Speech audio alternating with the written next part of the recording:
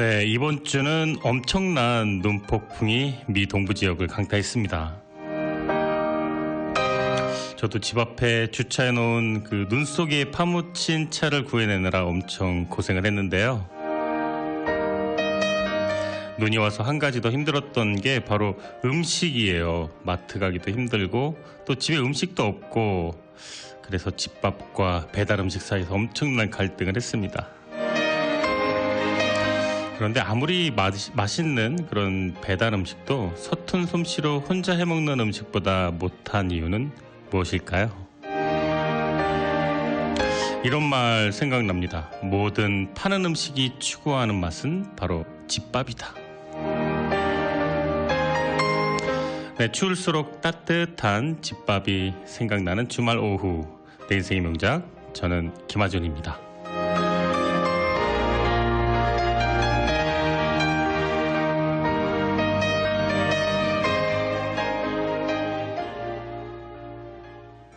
네, 오늘 첫 곡 노래 Man in the Mirror, 제임스 모리슨 곡 듣고 돌아왔습니다. 안녕하세요. 내 인생의 명작 김하준입니다. 이번 주 정말 윈터 스톰이 제대로 왔습니다. 네, 뉴욕 날씨는 늘 그런 것 같아요. 이번 겨울은 참 따뜻하다. 아, 왜 올겨울에 이렇게 눈이 안 오지? 네, 이렇게 생각하거나 말하면 바로 이 엄청난 눈폭풍이 보란듯이 우리 앞에 다가오긴 합니다. 글쎄요, 제가 뭐 예보가는 아니지만 기상, 이렇게 올겨울도 다 가나보다, 뭐 이렇게 생각할 때쯤 혹한이 또 한 번 더 왔던 것 같고, 그리고 나서 또 눈폭풍이 한 번 더 오고, 또 뭐 아무 일 없었다는 듯이 봄이라는 친구를 데리고 오고 사라지는 겨울. 네, 겨울 날씨. 동부 지역, 뉴욕과 뉴저지의 이 혹한의 예측 불허의 날씨였던 것 같습니다. 매년 그랬던 것 같은데 또 매년 우리는 잊어먹는 것 같기도 해요. 이번 주 그 월요일부터 눈이 엄청나게 왔었죠. 정말 앞이 안 보일 정도로 왔었고, 차가 눈 속에 파묻히고, 파묻힌 상태에서도 계속 눈이 내리고, 네, 운전은커녕 이 삽질을 한다는 것도, 네, 정말 힘들었던. 그래서 집에서 삼시세끼를 다 때워야 했었는데, 먹을 것도 없고, 라면은 물리고, 또 배달 음식을 고민하다가, 그래, 한번 먹어보자 했는데, 정말 바보 같은 생각이었죠. 아예 배달이 안 됐었죠. 눈이 그렇게 많이 오는데요. 그래서 혼자서 강아지랑 고양이랑 거의 재난 영화, 네, 거의 그 영화 한 편 찍은 듯한데요. 그래도 뒷문을 힘들게 여니까 제 허리까지 온 눈을 진짜 막 파묻혀가지고 막 달려나가는 우리 12살 된 노견의 재롱이 잠시 웃었던 것 같습니다.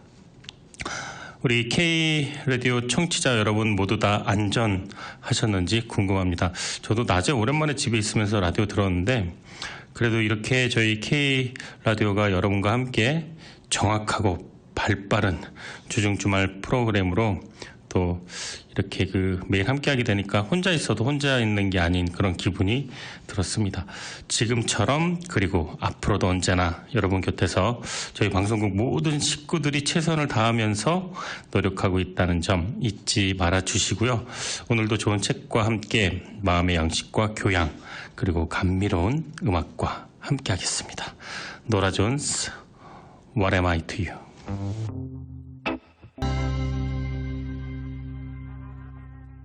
네, 오늘 내 인생의 명작 여러분과 함께 나눌 주제는요, 당신은 왜 부자가 되지 못했는가? 네, 무서운 말이네요. 이런 부제가 아주 인상적인 책입니다. 저자 모건 하우절의 돈의 심리학입니다. 이 책의 저자는 월스트리트 저널에서 10년 넘게 금융과 투자에 대한 글을 쓴 칼럼니스트이고 기자이기도 하고요. 또 펀드 매니저이기도 합니다.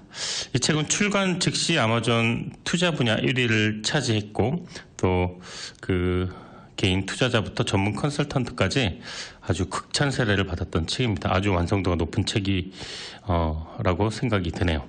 2020년 아마존 최고의 금융 도서로 평가받았던 책이기도 합니다. 이 책은 총 20개의 스토리로 구성되어 있고요. 이 저자가 양력이 좀 특이해요. 스토리텔링의 천재, 소설가의 기술을 가진 금융인, 이렇게 평가받고 있습니다. 그러니까 이 책 자체가 이렇게 생각하시면 낭패인 게요. 투자를 어떻게 하는지, 그 다음에 어떻게 하면 돈을 버는지, 어떻게 하면 성공할 수 있는지, 그런 내용은 없습니다. 전혀 나와 있지 않고요. 돈의 심리학에 관련된 내용입니다. 전부 이제 실화 위주로 다 구성이 되어 있고요. 또 책의 핵심은요, 저자가 통찰력 있게 분석한 조언이에요. 부자가 되기 위한 조언. 그런데 제 생각에는 부자가 되기 위한 방법을 원하는 독자라면 이 책에 실망할 테고요. 부자가 되고 나서 그 이후에 그 생활과 어떤 마음 자세를 이제 궁금해 한다면 굉장히 좋은 경험이 될 것 같습니다. 부자가 되기 위한 조건은요, 학력, 지능, 노력, 이것과는 직접적인 관련이 없다고 저자는 말을 하고 있습니다. 부자가 되는 사람은 돈에 관한 인간의 편향성, 심리, 그러니까 돈의 심리학과 아주 밀접한 관련이 있는 사람들이었다, 이렇게 말을 하고 있습니다. 저자는 지난 13년간 금융과 재정에 대한 다양한 글을 썼고요. 소설가의 기술을 가진 금융인이라는 닉네임답게 어려운 이야기를 동화처럼 들려주는 투자 멘토로 찬사를 받았습니다. 특히 2018년도에 저자가 쓴 이 블로그에 올린 보고서, 이 책 돈의 심리학은 100만 명 넘는 사람들의 열띤 호응을 받았습니다. 돈을 다룰 때 사람들에게 영향을 주는 잘못된 행동 원인, 결함, 편향, 이런 중요한 요인들을 정리한 이 보고서는 큰 반향을 일으켰고요. 또 이런 관련 주제를 더 깊이 연구하고 확장시켜서 한 권의 책으로 발전시킨, 그렇게 탄생한 책이 돈의 심리학입니다. 노래 듣고 돌아와서 당신은 왜 부자가 되지 못하는가? 네, 저를 뜨끔거리게 만드는 부제인데요. 돈의 심리학 만나보도록 하겠습니다. 데이언이 부릅니다. What I Really Feel. 부자가 되는 것, 그리고 부자로 남는 것. 워런 버핏은 부자로 남았고 그의 친구 릭 게리는 부자가 됐었다. 네, 이런 내용이 본문에 나옵니다. 저자는 이 책에서 20개의 그 흥미로운 스토리를 전하고 있는데 그중 릭 게린의 이야기가 아주 인상 깊었습니다. 릭 게린은요, 40년 전 워런 버핏과 찰리 멍거라는 투자를 처음 시작한 그 세 명의 단짝이었습니다.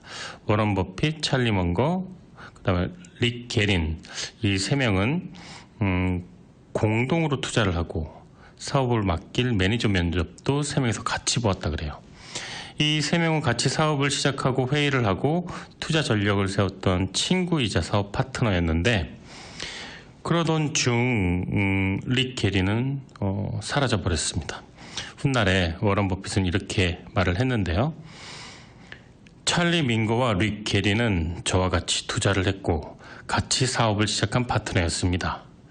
하지만 릭 게린과는 다르게 찰리와 저는 늘 우리가 믿기지 않을 만큼 부자가 될 것이라는 것을 알았습니다. 그리고 우리는 부자가 되려고 절대 서두르지 않았어요. 결국엔 그렇게 될 거라는 것을 알고 있었으니까요. 안타깝게도 릭 게리는 우리 못지않게 분명히 똑똑했지만 그는 단지 너무나 서둘렀던 거지요. 투자든 계획이든 무엇이든 서두르는 자는 부자로 남아있질 못합니다. 한두 번은 좋은 타이밍에 성과를 낼 수 있겠지만 도박은 결국 오랜 시간 부자로 남게 하지 못하기 때문입니다. 네, 워런 버핏 성대모사 어땠나요? 네, 좀 너무 젊었나요? 네. 릭 게리는 버핏, 그 다음에 그 찰리 멍거와 무엇이 달랐던 걸까요? 릭 게리는 1973년부터 그 이듬해까지 이어진 경기 하락 때 대출금을 사용해서 투자금을 급속도로 돌렸고 그 2년 동안 주식시장이 70% 하락했고 결국 릭 게리는 추가 증거금 납부를 요구받았습니다. 그는 가지고 있던 버크셔 해서웨이 주식을 주당 $40도 안 되는 말도 안 되는 낮은 가격에 결국 워런 버핏에게 팔아야만 했고, 그래서 릭 게리는 부자가 되었었지만 워런 버핏과 찰리 먼거 이 두 친구처럼 부자로 아직까지 남아있지는 못했습니다. 찰리 먼거와 워런 버핏 그리고 닉 게리는 부자가 되는데 똑같이 재주가 있었는데, 버핏과 먼거는 부자로 남는 재주까지 한 가지 더 가지고 있었습니다. 시간이 지났을 때 가장 중요한 재주는 바로 이것, 부자로 남는 것이다. 네, 저자는 이렇게 말합니다.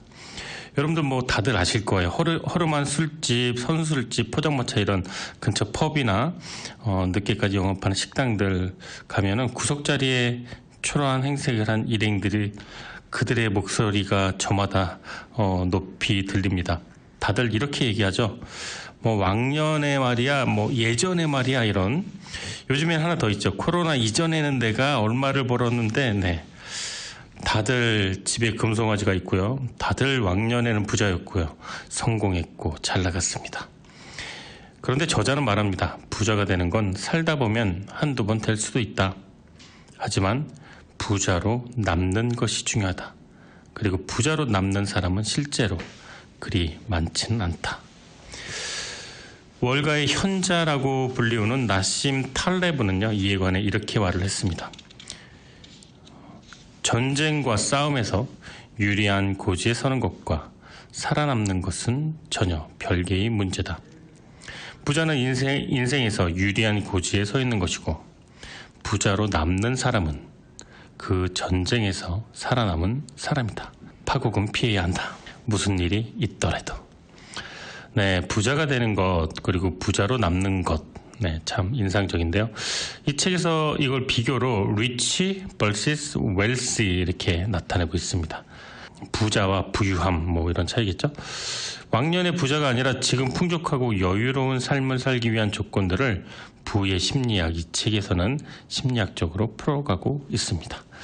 자, 이제 곧 6시가 되겠네요. 내 인생의 명작. 오늘 1부 순서 여기까지고요. 노래 듣고 돌아와서 이어서 6시부터 내 인생의 명작 2부 오늘 주제 돈의 심리학 이어서 진행하도록 하겠습니다. I wanna be with you, 맨디 무어가 부르는 곡, 그리고 짧은 곡인데요. 델라가 부르는 곡 Best Way 1부 끝곡으로 들으시고 저는 2부에서 다시 찾아뵙겠습니다. 좋은 음악이 있는 곳 김한준의 내 인생의 명작 2부 청취하고 계십니다. 이제 6시가 됐네요. 오늘 내 인생의 명작 주제는요, 모건 하우절의 돈의 심리학입니다. 미 동부지역 대표 한인서점 고려서적에서 내 인생의 명작 후원해주고 계십니다. 40년 전통 고려서적은 맨하탄 32가, 뉴저지 펠팍, 뉴욕 플러싱 156가에도 위치하고 있습니다. 사연 보내주신 분에게 고려서적에서 제공하는 20불 상당 도서교환 쿠폰 보내드리고 있습니다. 당신은 왜 돈을 버는가? 왜 부자가 되려고 하는가? 우리는 왜 부자가 되어야 하는가? 네, 저자는 투자에 뛰어들기에 앞서 이 질문에 대한 대답이 우선돼야 된다, 이렇게 강조하고 있습니다. 앞서서 1부에서 언급된 워런 버핏의 파트너였던 찰리 먼거는 이렇게 말을 했습니다. 나는 처음부터 부자가 되려고 했던 것은 아니요. 나는 그저 독립성을 갖고 싶었기 때문입니다. 네, 이 책에서 말하는 진짜 부의 의미, 바로 독립성. 네. 부자가 되지 못해서 먹고 살아야 돼서 하고 싶지 않은 일을 반복하면서 살아가고 싶지는 않을 겁니다. 찰리 먼거가 부를 통해 갖고자 한 건 페라리가 아니었습니다. 큰 집도 아니었습니다. 진정한 부의 가치에 대해서 저자는 말을 하는데요. 사람들은 보통 부자라고 하면 돈을 쓰는 것을 상상하는데, 백만장자가 되고 싶다라고 말을 하는 사람들은 100만 달러를 쓰는 상상을 한다고 합니다. 비싼 차를 사고 비싼 시계를 차고 아주 커다란 집에서 사는 것. 그런데 저자는 그런 물질적인 만족은 일시적으로 끝난다고 말을 합니다. 그리고 다시 결핍이 찾아오고 또다시 열망이 반복되는 삶을 살게 된다고 말을 합니다.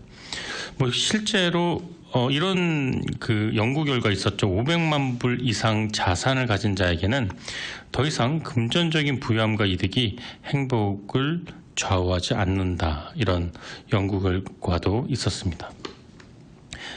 저는 거기까지 도달을 해보지 못해서 궁금하긴 합니다. 네. 또 심정적으로는 이해가 될 것 같기도 합니다. 저자는 이 책에서 부의 의미에 대해 대단히 신중하고 사려 깊은 의견을 제시하는데요. 부라는 것은 원하는 것을 원하는 시간에 원하는 사람들과 원하는 만큼 할 수 있는 능력이다. 이것은 값으로 매길 수 없는 가치이고 그것이야말로 돈이 가져다주는 최고의 배당이다. 그러니까 앞서 언급한 워런 버핏의 투자 파트너 찰리 먼거가 말한 바로 그 원하는 대로 살아가는 힘이 이것인 것입니다. 부는 눈에 보이지 않는다. 부는 구매하지 않는 좋은 차와 같은 것이다. 구매하지 않는 다이아몬드와 같은 것이다. 차지 않는 시계, 그리고 사지 않은 옷이며 1등석 업그레이드를 거절하는 것이다. 부란 눈에 보이는 물건으로 바꾸지 않은 금전적 자산이다. 네, 저는 이 세 줄의 이 문장이 너무나 많이 와닿았었고 이 책의 정수가 아닌가, 핵심이 아닌가 생각이 듭니다. 부의 가치는 소비에 있지 않다. 부는 자유에 관한 것이며 독립에 관한 것이다. 원하는 시간을 원하는 대로 쓸 수 있는 자유. 원치 않을 때 원치 않는 일을 하지 않아도 되는 자유. 원치 않는 사람과 어울리지 않아도 되는 자유 말이다. 우리가 돈을 벌고 부자가 되어야 하는 이유는 바로 여기에 있다. 네, 워런 버핏의 투자 파트너였던 찰리 먼거가 했던 말이었습니다. 노래 듣고 돌아오겠습니다. 레이첼 야마가타가 부르는 곡 듀엣 함께 들어보시죠. 돈의 심리학, 이 책은 투자 노하우나 기술을 알려주는 책은 아닙니다. 그런 걸 기대하는 독자가 있었다면 실망을 했을 텐데요. 이 책은 돈과 부유함이 무엇을 위한 것인지 생각하게 만드는 그런 책입니다. 오히려 부자가 되기 위한 방법보다도 부자가 되려는 이유, 그리고 부자가 된 이후의 삶에 대한 이야기로 가득 채워져 있습니다. 당신은 어떤 부자가 되고 싶은가? 10만 달러짜리 차를 몰며 현재의 소비에 충실한 부자, 소비 부자, 이거 여기선 책에서는 리치라고 표현했고요. 아니면 눈에 보이지 않지만 미래의 자유를 위해 자산을 확보하는 부자, 책에서는 자산 부자, the wealth라고 표현했습니다. 재정적인 성공이 무엇이냐는 질문에 이 저자는 한마디로 대답합니다. 바로 생존이다. 투자란 바로 생존에 기반을 둬야 한다. 항상 투자에 성공하는 사람은 없고 어제 잘 됐다고 오늘 잘 된다는 법칙은 존재하지 않는다. 그런데 사람들은 모두 이 법칙을 외면한다고 합니다. 워렌 버핏의 투자 단짝 릭 게리는 사라졌습니다. 백만장자 리처드 퍼스컨 역시 하루아침에 파산했습니다. 뒤에 제가 설명드릴 거예요. 백만장자 리처드 퍼스컨의 이야기를 아주 재미있는 사례가 또 있습니다. 네. 자본주의란 그런 거겠죠. 영원한 행운도 없고 영원한 불운도 없습니다. 세상은 친절하지 않고요. 자본주의가 그 중에 으뜸이겠죠. 그래서 투자든 커리어든 사업이든 상관없이 우선 살아야 됩니다. 몰빵이라 그러죠. 주식 투자든 부동산이든 뭐 아니면 도가 최악의 악수라고. 네. 투자를 모르는 저도 굉장히 동의하고 있습니다. 아무리 커다란 이익도 내가 죽으면 감수할 가치가 없다. 이거는 99% 되는 겁니다. 그런데 전 재산을 거세요. 이러면 절대 전 재산을 걸지 말라라는 말로 조언을 줍니다. 목숨을 다해 싸우란 말이지 싸우다 죽으란 말은 아니겠죠. 이 책의 저자는 파산하지 않고 전멸하지 않고 끝까지 살아남는 부의 길을 이 책에서 제시합니다. 지금 시대는요, 글쎄요, 비상시국이라고 해야 되겠죠. 격동의 시대. 네, 역사상 가장 큰 유동성이 있는 시대. 2020년 바이러스 버블 논란이 있었어요. 작년까지만 해도 위기는 기회다 이렇게 해서 엄청난 어떻게 보면 특이 열풍도 불었었는데 그 가운데 이 책이 던지는 메시지는 누군가에게는 그 열정에 찬물을 끼얹을지도 모르겠습니다. 근데 좀 더 멀리 더 후회 없는 투자를 하고자 한다면 이 책의 메시지는 반드시 한번 생각해 봐야 하지 않을까. 네, 주식 투자를 하던 부동산 투자를 하던 무엇을 위해 돈을 벌고자 하는지 지금 자신이 어떤 자리에 있는지 그리고 당신이 투자하는 게 당신의 가장 소중한 것을 다 거는 일인지 네, 그것을 정의하지 않으면 위기가 왔을 때 파산이라는 극단적인 상황에 처해질지도 모른다 라고 얘기합니다. 방향성 없는 투자로 파산을 한다면 다시는 기회가 없다. 싸우다 죽겠다고 각오하란 얘기지 싸우다 죽으란 얘기는 아니다. 죽으면 모든 것이 끝장이다. 생존하라. 생존을 위한 첫 번째는 바로 돈의 심리학을 아는 자가 될 것이다. 이렇게 이야기하고 있습니다. 자, 노래 듣고 돌아오겠습니다. The Carpenters Sing a Song. 네, 본문 내용 읽어드리도록 하겠습니다.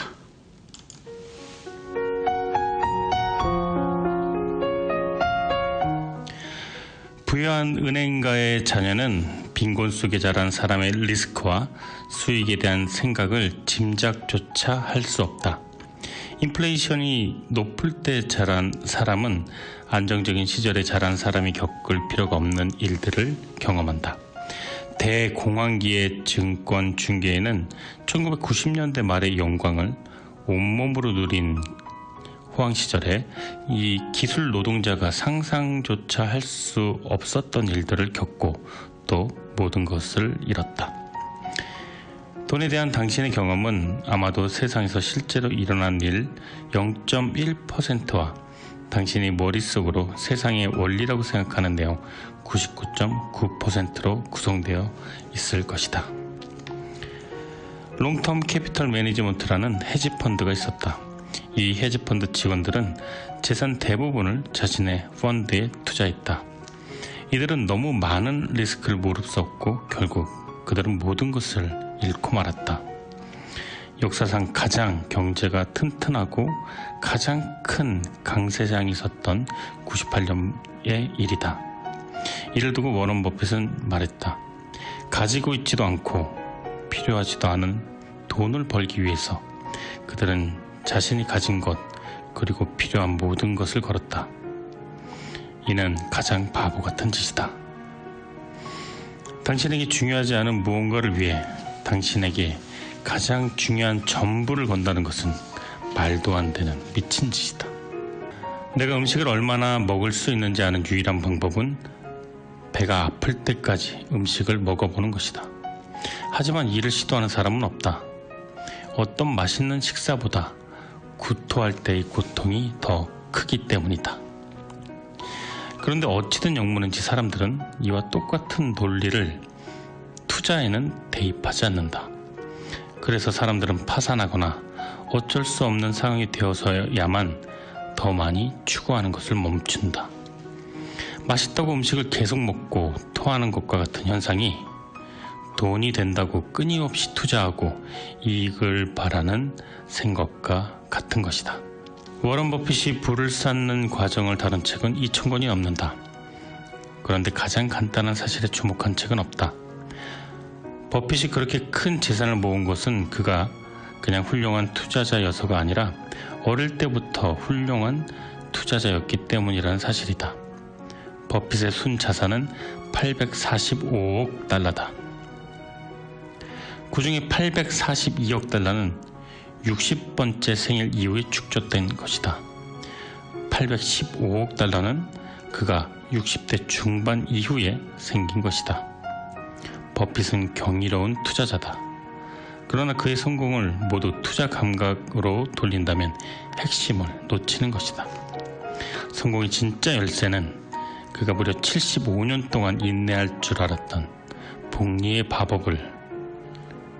마법을 이해했던 경이로운 투자자였다는 점이다. 부자들은 페라리가 자기에게 존경을 가져다 줄 거라 생각하며 페라리를 구입했을까? 큰 집에 사는 사람들은 어떨까? 집의 크기만큼 사람들이 자기를 존경할 거라 기대했을까? 이는 절대 부를 쫓지 말라는 이야기가 아니다. 멋진 차를 사지 말라는 얘기도 아니다. 나 역시 둘 다 좋아한다. 일반적으로 사람들은 존경받고 싶고 칭찬받고 싶어 하지만 돈으로 근사한 무언가를 사는 것은 생각보다 그런 존경이나 칭찬을 가져다 주지 못한다. 존경과 칭찬이 목표라면 그것을 추구하는 방법에 유의해야 한다. 배기량이 큰 차보다 중세시대 성 같은 저택보다 겸손, 친절, 공감이 더 많은 존경을 가져다 줄 것이다. 은행에 있는 현금은 우리가 커리어를 바꾸고 싶을 때, 일찍 은퇴하고 싶을 때, 어떤 걱정으로부터 자유롭고 싶을 때 자유롭게 선택할 수 있는 여지를 준다. 이는 인생에서 아주 대단한 혜택이다. 이 가치를 수치화할 수 있을까? 나는 계산할 수 없다고 생각한다. 내 시간을 내 뜻대로 쓸 수 없으면 불운이 던지는 대로 무엇이든 우리는 수용할 수밖에 없다. 어쩌면 은행에 있는 이자율 1%짜리 저축은 엄청난 혜택을 줄지도 모른다. 저축이 있다면 월급은 적지만 내가 말하는 더 큰 목적이 있는 직업을 선택할 수 있다. 저축이 있다면 간절한 순간 갑자기 찾아온 절호의 투자 기회를 잡을 수도 있다. 현명한 투자자라는 책은 역사상 가장 훌륭한 투자 책 중에 하나라고 생각한다. 그런데 저자 그레이엄이 발표한 공식들을 실천해서 잘 살게 된 투자자가 단 한 명이라도 있는지 그건 모르겠다. 그 책은 지혜가 가득한 책이다. 아마도 지금까지 출판된 그 어떤 책보다 많은 지혜가 담겨 있다고 볼 수 있다. 그런데 실전 지침서로서의 가치는 의문스럽다. 대체 왜 그럴까? 저자 그레이엄은 본인 스스로도 크게 성공한 투자자였다. 저자는 실용적인 사람이었다. 그는 자기가 고수해온 투자 개념이라고 해도 너무 많은 투자자들이 해당 이론을 따르게 되어 그 이론이 잠재적으로 쓸모가 없어지면 더는 거기에 얽매이지 않았다. 돈 문제도 마찬가지다. 부동산 가격은 거의 해마다 상승하고 당신은 거의 매년 월급을 받을 것이다. 그런데 어떤 것이 맞을 확률이 95%이고 틀릴 확률이 5%라면 이건 사는 동안 언젠간 불리한 경우를 분명 경험할 것이라는 뜻이다. 그 불리한 경우의 대가가 만약에 당신의 파산이라면 단지 5%의 틀릴 확률도 당신은 그 위험을 감수할 가치가 없는 것이다. 유리한 경우의 대가가 아무리 매력적이라도 당신의 전 재산을 걸 수는 없다. 리스크란 내가 모든 경우의 수를 다 생각했다고 여길 때도 남는 것이다. 많은 사람들은 이 점을 알고 있다. 내가 만난 투자자 중에서 진심으로 전체적인 시장 예측이 정확하다거나 유용하다고 생각하는 사람은 없었다. 비교적 정확한 축에 드는 사람은 몇 명 있었다. 그럼에도 불구하고 미디어나 재무상담가들이나 할 것 없이 아직도 예측에 대한 수요는 어마어마하다. 이유가 뭘까? 심리학자 필립 테들록은 이런 말을 했다. 우리는 예측 가능하고 통제 가능한 세상에 살고 있다는 믿음을 원한다.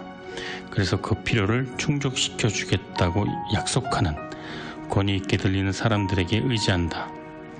하지만 우리는 필요해서 믿는 것뿐이지 세상엔 변수가 가득하고 예측은 거의 예외 없이 무너지게 되어 있다.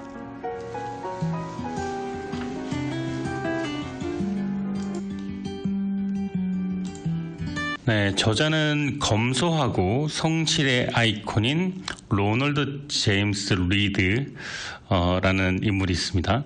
그리고 금화로 물수제비 아시죠? 이렇게 물에다가 툭툭툭 튕기는 거. 그거를 뜨면서 놀 정도로 부를 가졌던 사치 아이콘. 제가 앞서 잠깐 언급됐던 리처드 퍼스콘의 사례를 말을 하는데요.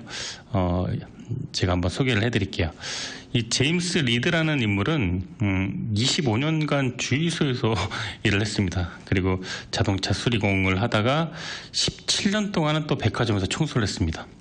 그렇게 모은 돈으로 38살에 방 2개짜리 집을 샀고요. 또 92세로 돌아가실 때까지 한 집에서 살았습니다. 리처드 퍼스커는 반대로 우리 금화 물수제비 했던 그 하버드 대학교를 졸업을 했고요. 또 메릴린치 증권 임원을 지낼 만큼 금융 분야에서 성공한 사람이었습니다. 호텔 직원에게 금화를 사오라고 주문을 하고요. $1,000짜리 그 금화를 받아서 친구들이랑 물수제비를 떴던 그 일화는 굉장히 유명하다고 합니다. 근데 이 두 사람 결말은 어떻게 됐을까요? 누가 부를 잃었었고 누가 성공을 했을까요? 아이러니하게도 정반대의 결말을 맞이했습니다. 겉으로 볼 때는 이 물수제비 금화로 리처드 퍼스컨이 성공을 했어야겠죠. 그리고 잘 살아야겠죠. 하지만 이 두 명 중 승자는 로널드 제임스 리드였습니다. 이 로널드의 이야기는 그 사람이 죽은 다음에 위키백과에 이름이 실릴 정도로 유명한 사례가 됐습니다. 그런데 그는 아주 평범한 하루하루를 성실하게 살았던 노동자였습니다. 그의 유언장에 따르면 순 자산은 $800만 하고요. 근데 지인들도 그가 $800만 있다는 것조차 몰랐다고 합니다. 자동차 수리를 했고 백화점 청소를 하면서 38살에 산 집을 무려 54년간 한 집에서 살았던 그는 단지 우량 주식에 투자를 하고 그 투자한 금액을 뽑지 않고 기다린 게 전부였다고 합니다. 세월이 흘러서 복리가 복리를 낳고 마법이 된 그 금액이 $800만 그는 그 돈으로 사치를 하거나 성같이 큰 집을 사거나 엄청나게 좋은 차를 몰고 다니질 않았습니다. 또 반면에 사치 아이콘 리처드 퍼스컨은 사필 규정이라는 말이 떠올리게 되는데요. 금화로 물수제비를 뜨던 그는 2000년대 중반에 아주 엄청난 돈을 빌려서 18,000피트 상당 규모의 자택을 구입해서 또 리모델링까지 하게 됩니다. 그런데 얼마 되지 않았죠. 2008년도에 금융위기가 왔었고 경제적으로 어마어마한 타격을 입게 되고 결국 파산을 하게 됩니다. 이 두 사례를 통해서 얻을 수 있는 교훈은 저자는 두 가지로 말을 하고 있는데요. 하나는 금융 성과가 지능, 노력과 상관없이 운에 좌우된다는 것이고 또 하나는 금융의 성공은 대단한 과학이 아니라는 점입니다. 이 말을 조금 더 풀어보면요. 돈을 바라보는 관점으로 얘기할 수 있겠는데요. 저자는 우리가 돈을 바라보는 관점을 물리학적인 관점 그리고 심리학적인 관점으로 나누어서 말을 하고 있습니다. 물리학은 합의된 규칙과 법칙이 존재하기 때문에 어떤 사고가 발생하고 원인을 규명할 때 논란을 일으키지 않지만 심리학은 사람들의 행동에 따르기 때문에 문제 발생에 대한 원인 규명이 쉽지 않다고 해요. 저자는 금융은 사람의 행동을 따르기 때문에 심리학적 관점에서 접근할 수 있고 그 규명이 쉽지 않다고 말을 합니다. 그래서 우리가 하는 행동이 나한테는 합리적으로 보여도 다른 사람한테는 이상해 보일 수 있다는 겁니다. 그래서 저자는 이 두 사례의 교훈에서 금융의 성과는 지능과 노력과 상관없이 한 사람의 심리 상태 그리고 조급함 그리고 인내에 따라서 부자가 되는 사람과 부자로 남는 사람으로 나뉘게 된다. 이렇게 이야기하고 있습니다. 자, 노래 듣고 돌아오겠습니다. 매기 딕비가 부르는 스펠 함께 듣겠습니다. 네, 이 책에서 저자가 강조한 중요한 문장들을 소개해 볼까 합니다. 네, 자존심은 줄이고 부는 늘려라. 오늘 내가 살 수 있는 것을 사지 않았을 때 부가 만들어지는 것이겠죠. 당장 그 돈으로 누릴 수 있는 즐거움을 덮어두었을 때 비로소 부가 쌓인다고 책에서 말하고 있습니다. 밤잠을 설치지 않을 방법을 선택하라. 네, 이 저자는요, 어떻게 보면 투자에 굉장히 소극적인 인물인 것 같아요. 그래서 돈으로 인한 문제가 발생해서 생기는 스트레스는 삶 전체를 흔들어 놓는다고 이 책에서 여러 군데에서 이야기를 합니다. 근데 정말 사실이기도 해요. 다음 달 렌트비 걱정에 잠 못 이루지 못했던 기억이 있었던 분들은 다들 적극적으로 공감할 겁니다. 저 역시 마찬가지고요. 부의 축적이나 쌓아놓은 부를 관리하는 데 있어서 안정을 택할 것인지 아니면 위험에도 일단 저지를 것인지, 네, 이것의 둘 중 어느 것을 선택할까 이 고민은요, 어떤 결정을 하든 제대로 된 휴식을 취할 수가 있는지, 아침에 웃으면서 일어날 수가 있는지 이것을 기준점으로 삼으라고 얘기합니다. 내 시간을 내 뜻대로 하는데 돈을 써라. 내가 원할 때 내가 원하는 것을 원하는 사람과 함께 원하는 만큼 오랫동안 할 수 있는 능력은 돈이 우리에게 줄 수 있는 가장 큰 배당금이다 라고 말합니다. 자기가 원할 때 원하는 걸 할 수 있는 데는 일을 그만둔 뒤에도 생활을 지속할 수 있는 대비가 되었기 때문이겠죠. 저축하라. 그냥 저축하라. 네, 저자가 강력하게 강조하고 또 강조하는 것 중에 하나가 저축을 위해서 꼭 정확한 목표를 정해야 되는 것은 아닙니다. 그 이유가 예측이 불가능하거나 정의할 수 없는 목적을 위한 일종의 보험으로 설명을 하고 있는데, 용도를 정해주지 않는 그런 저축은요, 최악의 순간 우리를 쓰러뜨릴 수 있는 사건에 대비하게 해주기 때문이라고 하죠. 그러니까 저축한 돈이 있으면 내가 사람마다 그럴 때 있잖아요. 기가 막힌 투자의 포인트를 어떠한 경우라도 한 번쯤 얻게 되는 경우가 있는데, 그럴 때 저축의 힘이 발휘된다고 합니다. 성공을 위한 비용은 기꺼이 지불하라. 네, 여기서 말하는 성공을 위한 비용은요, 수수료라고 표현을 책에서는 하는데, 이것은 뭔가 좋은 걸 얻기 위해서 지불할 가치가 있는 가격을 말을 합니다. 중요한 건 이 비용이 마트에 있는 상품 가격표처럼 명확하게 우리 눈에는 보이지 않는다는 건데요. 그래서 때로는 이 비용이 성공을 위한 그 비용이 아니라 불필요한 지출로 느껴지기도 한다는 겁니다.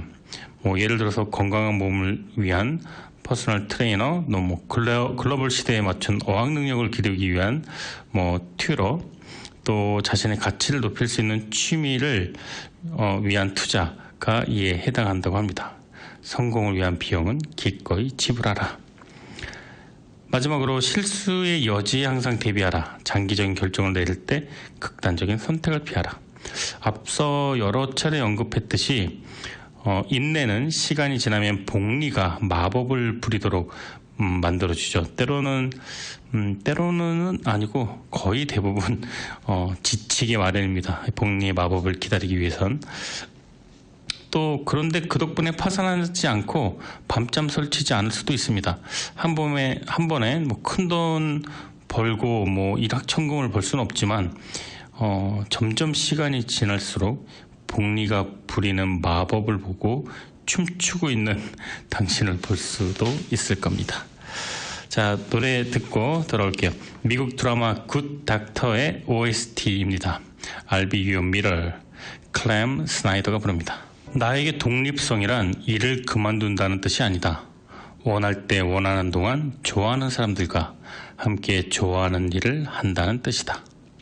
네, 본문 내용이었습니다. 저자의 목표는 과거에도 현재에도 미래에도 경제적인 독립이다, 이렇게 얘기합니다. 그가 말하는 독립성은 백만장자가 되는 게 아니라 그냥 매일 아침 나와 내 가족이 하고 싶은 건 뭐든지 할 수 있는 그런 사실을 알면서 잠을 깨고 싶을 뿐이다. 정말 멋있는 말이네요. 네, 부자로 남는 자만이 할 수 있는 행동과 말이 아닌가요, 이게? 멋있네요. 저자가 말하는 부의 축적 방법은 결코 빠르지가 않습니다. 그리고 자극적이지도 않습니다. 나의 성공을 위해 미래에 투자하되 보이기 위한 사치를 하지 말라 조언합니다. 사치를 한다고 해도 타인이 보는 건 그 물건이지 당신 자신이 아니다. 이렇게 뼈 때리는 실질적인 조언까지 해주고 있습니다. 돌발 변수에 대비해 무조건 저축하고 투자하되 서두르지 말라. 네. 또 타인과 내가 바라보는 목표는 절대 같을 수가 없다. 때로 종종 나의 경제적인 관념과 활동에 오지랖을 부리는 자가 있더라도 정답은 없다. 무조건 그를 존중하되 그리고 겸손하되 나만의 철칙을 만들어서 흔들리지 말고 가라 라고 말을 합니다. 네, 이 오지랖포 늘 있죠. 네, 그런데 막 거기다 대고 싸우고 또 같이 막 진흙탕 싸움이 되면 안 되겠죠. 존중하되 그리고 겸손하되 자신의 철칙을 지켜라 라고 말을 합니다. 근데 이게 무슨 얘기죠? 결국 당신 마음대로 해라 라는 얘기인데 예의를 갖추라는 것이겠죠. 이번 주 날씨가 정말 대단했었어요. 그쵸? 눈폭풍이 이 뉴욕과 뉴저지를 완전히 마비시켰는데 제가 시간이 좀 남아서 그 수요일 정도에 그 뉴욕 플러싱에 있는 서점에 갔습니다. 156가 그 H마트 옆에 서점 있죠? 그 파리바게뜨 안에 가면은 작은 서점이 있는데 그 고려서적이 운영하는 체인점입니다. 한양서적이라고 하고요. 참 고맙게도 이 명작을 후원해주고 계시는 이 고려서적의 그 체인점인데 이 서점에 서서 이런저런 책을 보면서 이제 지인을 기다리면서 저는 이제 그때 꼭 책을 많이 사게 돼요. 그러니까 막 2권, 3권씩 사게 되는데 별거 뭐 옷이나 뭐 다른 뭐를 제가 샀던 그런 기억은 별로 없는데 이상하게 책 욕심이 많아서 근데 또 그렇게 한 번에 2권 이상 산 책들은 꼭 잘 안 읽게 되더라고요.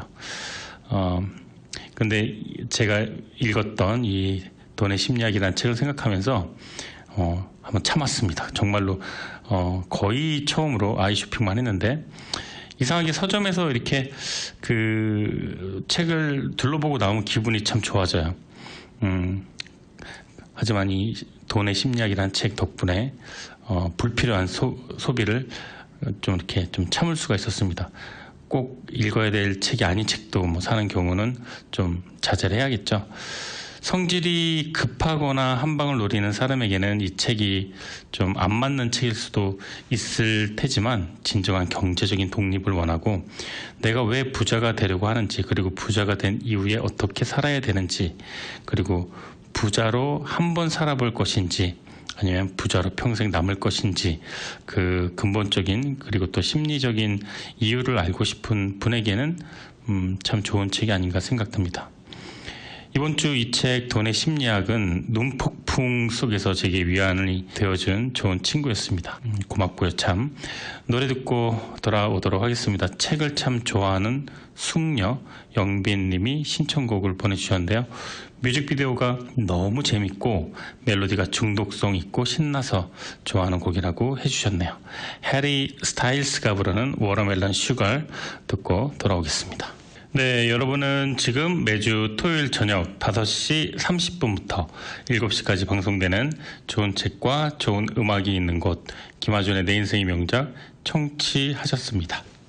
오늘 내 인생의 명작 주제는요. 모건 하우젤의 돈의 심리학이라는 책이었습니다.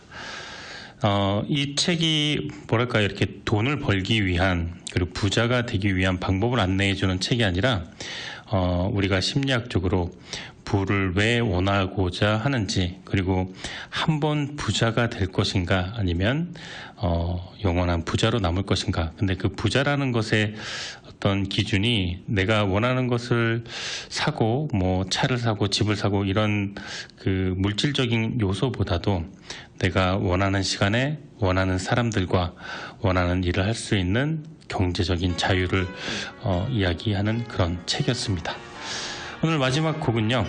아바의 곡 The Winner Takes It All 이라는 곡 여러분과 끝으로 함께 하도록 하겠습니다. 저는 다음 주 토요일 5시 30분에 좋은 책과 좋은 음악으로 다시 돌아오도록 하겠습니다.